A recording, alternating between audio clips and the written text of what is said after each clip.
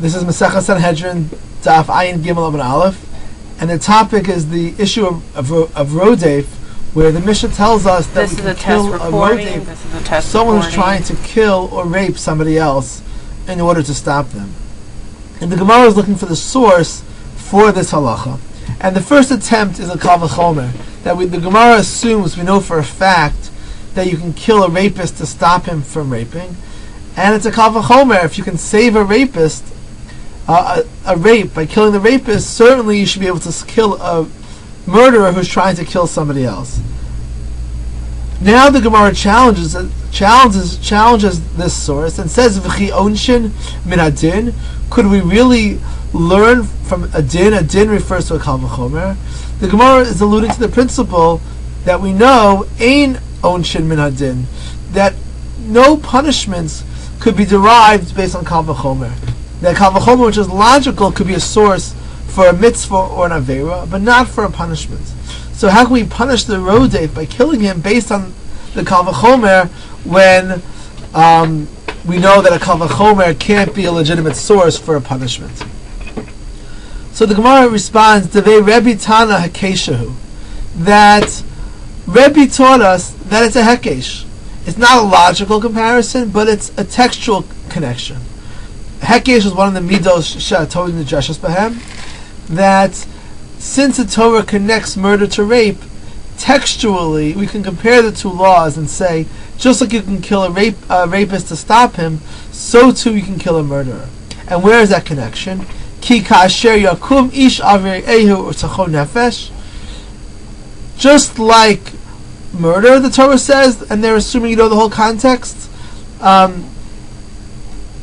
The Torah says in the Torah Or Shalem, that a rape victim is innocent because she's just like a murder victim. She is just like a victim of murder.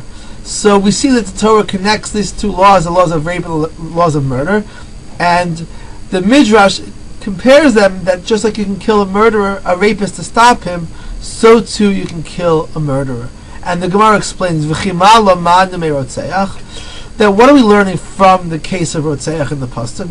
Now, if you look at it, Harezeh Ba'alamed, in the pshat, in the literal meaning of the pasuk, the murder case is shedding light on the rape case.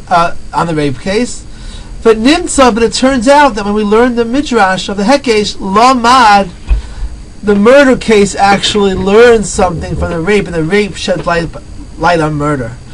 That according to the pshat, the murder is teaching us about rape, that just like a murder victim is innocent, so too a rape victim is innocent. But in the midrash, it's the opposite. Makish rotzeach lenara marasa.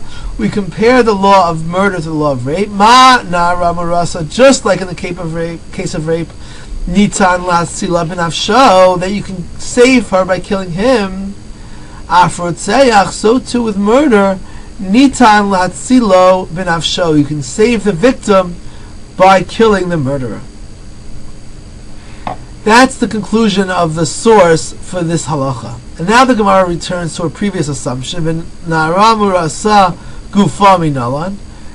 We started off with the assumption that you can kill a rapist to stop him. From where do we know that? What's the source for that? Could the Tana Devei Rabbi Shmuel? The source is Rabbi Shmuel taught us. The Tana Devei Rabbi Shmuel taught us. Ve'ein Moshiach. The pasuk says that when a woman is raped, the pasuk says, she could have screamed, Ve'ein Moshiach, there was no one to save her. The midrash implies from the pasuk, Hayesh Moshiach, if there would be a savior, B'chol davar sheyachol leoshia, then he could save her in any way available. Gufo. Now the Gemara comes back to a previous side point, tangential point. We learned before from the Brisa, how do we know that if someone is drowning in the river, or an animal is attacking him, or bandits are attacking him, there's an obligation to save the potential victim. Talmud Lomar, the Torah says, Lo tamod al tamreacha, don't stand idly by as your friend's blood is at stake. And as an aside, the Gemara questions this midrash. Is it true that this is the source that you have an obligation to save someone's life? Mehasam nafka. We've already derived it from another place. Avedas gufo minayin. In the case of Hashavas Aveda, what's the source? The Brisa asks that Hashavas Aveda extends not only to your friend's lost objects, but also to your friend's potentially lost life. Talmud Lomar v'hashevo solo.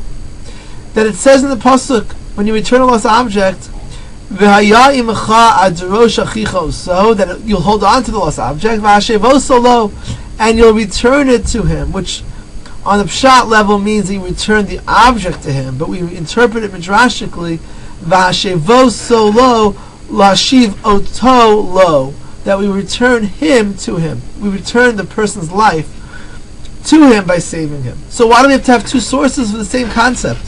The concept that we have to save a person's life based on Hashavas Aveda or based on Lo Tam or Lo Tam Reyacha. And the Gemara responds that they're both necessary, they're not redundant, and they're both teaching us two aspects of this law. Because if I only had that case of Hashavas Aveda, or either case, if I only had one case, I would have thought that only extends to your obligation on your person to do whatever is in your ability to save somebody else.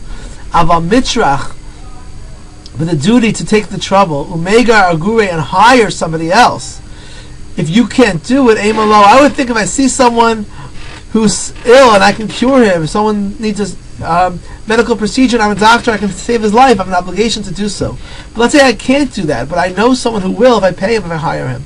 I would have thought that that's beyond my obligation. Kamash Malan, therefore you have two psukim to say that the duty is even further, that not only do you have to do whatever you can, you have to access your resources to bring in anyone else who you have the ability to bring to do what's necessary to save someone's life.